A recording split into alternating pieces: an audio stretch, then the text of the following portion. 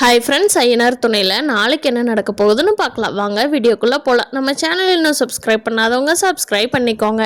எல்லாரும் போய் சாமிகிட்ட அடுத்த நாள் சிறப்பு பூஜைக்காக வேண்டிகிட்டு இருக்கிறப்போ பூசாரி சொல்கிறாங்க, இந்த பூஜை பெண்களுக்கான பூஜை. யார் யார் வீட்டில் குடும்ப பெண்கள் இருக்காங்களோ அவங்க தான் இந்த பூஜையை பண்ணணும் அப்படின்னு கேட்குறாங்க. அதுக்கு சேரன் சொல்கிறாரு, பெண்கள் தான் பண்ணணுமா, ஏன் சாமி ஆண்கள்லாம் பண்ணக்கூடாதா அப்படின்னு சொல்லி கேட்குறாங்க. அதுக்கு அவங்க அத்தை கஸ்தூரி அவங்க வீட்டில் தான் யாருமே பொண்ணுங்க இல்லையே, அப்புறம் எப்படி பண்ணுவாங்க, அந்த பூஜை அவங்களுக்கு செட் ஆகாது சாமி, விட்டுருங்க அப்படிங்கிறாங்க. அதுக்கு நிலா, அண்ணே நான் இருக்கேன் இல்லைங்க அண்ணே, நான் இந்த பூஜையை பண்ணுறேன் சாமி அப்படின்னு சொல்லி சாமிகிட்ட சொல்கிறாங்க.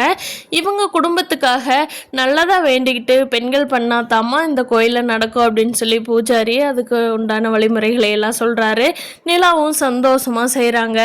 சந்தா கூட நானும் ஜாயின் பண்ணிக்கிட்டுமா அப்படின்னு கேட்குறாங்க. சந்தோஷமாக பண்ணுங்க சந்தா அப்படின்னு சொல்லி எல்லாருமே சொல்லிடுறாங்க.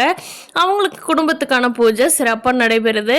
அதை பார்த்துட்ருக்கிற கார்த்திகங்க அம்மா, என்னடா அது நம்மளுக்கு ஈக்குவலாக இவங்க பண்ணுறாங்களே, எங்கே போனாலும் இவங்க வந்துடுறாங்கப்போ அப்படின்னு புலம்புறாங்க.